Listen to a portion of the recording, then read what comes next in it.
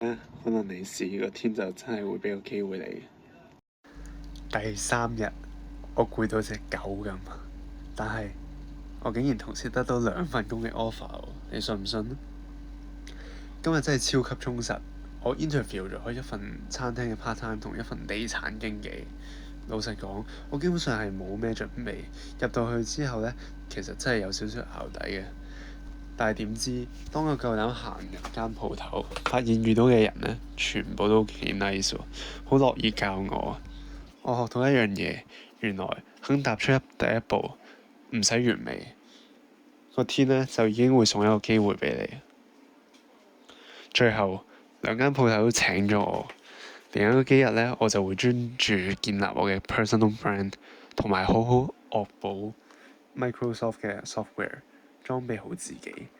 呢個挑戰正式開始。你哋有冇試過因為唔夠膽試而得到意外收穫？留言話我知。記住 follow我，睇下我點樣行落去。